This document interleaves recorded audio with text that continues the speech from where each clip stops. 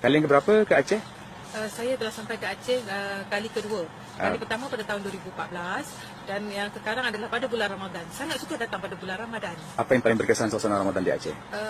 Suasana yang sangat berkesan di Aceh pada bulan Ramadan adalah suasana sembahyang di Masjid Raya Baitur Rahman, di mana saya sangat kagum melihat bahawa pada waktu subuh sangat ramai jemaahnya. Kalau saya kira di Kuala Lumpur, di tempat masjid saya, anggaran kehadiran jemaah lelaki di masjid itu pada subuh sama dengan satu penuh masjid saya. Sampai saya tulis dalam Facebook, dalam saya punya Facebook Jalila Abdullah, saya mengatakan bahawa suasana subuh di masjid ini umpama Kali yang keberapa ke Aceh? sembahyang tarawih di masjid di hadapan rumah saya. Saya kata Masya Allah, ini kekuatan yang ada di Aceh sebenarnya. Itu baru subuh. Bayangkanlah kalau hari Jumaat pada bulan Ramadan, pasti hebat. Dan saya sangat suka di sini adalah di mana suara imam-imam yang menjadi imam di masjid sangat-sangat sedap. Bacaan dan makhrajnya sangat sempurna, dan inilah pelancongan Islam yang kita kena tegakkan. Dan di sinilah saya melihat kekuatan umat Islam di Aceh bangkit selepas tsunami. Bukan senang orang nak bangun sembahyang subuh berjemaah kalau tidak bersungguh-sungguh, tapi inilah Aceh. Di sinilah selepas tsunami kita lihat agama bangkit dengan jayanya.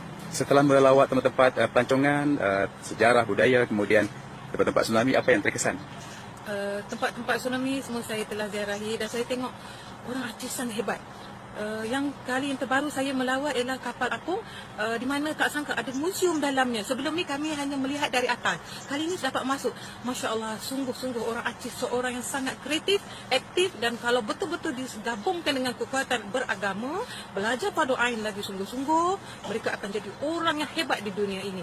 Dan saya yakin Aceh boleh bertambah maju lagi sekiranya mereka ditingkatkan lagi dengan pembelajaran yang lebih produktif. Banyak-banyak tempat di Indonesia yang telah dilawati. Apa perbandingan dengan Aceh? Perbandingan dengan Aceh sangat membawa saya rasa bertuhan. Saya rasa Allah sangat dekat dengan saya. Sebab bila melihat pembangunan, saya melihat orang Aceh bersungguh-sungguh. Bila melihat kepada ibadah, orang Aceh pun nampak bersungguh-sungguh. Dan dari segi perniagaan pun mereka bersungguh-sungguh. Dan yang paling saya terkesan di sini, saya tidak takut berjalan di Aceh. Kerana orang-orang di sini sangat menghormati orang-orang luar. Seperti mana saya berada di Aceh ini, terus terang saya seolah-olah berada di Madinah. Sebabnya saya menginap di hotel yang terdekat. Saya boleh jalan kaki, pergi subuh. Saya boleh bertahajud dengan sangat damai. Sesungguhnya Aceh memang sangat dekat di hati. Dan saya berjanji akan bawa ahli keluarga saya datang, kawan-kawan. Dan juga saya sentiasa memberitahu mereka, datanglah ke Aceh. Kerana kalau nak mencari keimanan, nak cari Tuhan, nak rasa bagaimana orang susah tapi mereka sangat bekerja keras, berjimat cermat, dan tidak ada pembaziran dalam makan pada bulan Ramadan, datanglah ke Aceh.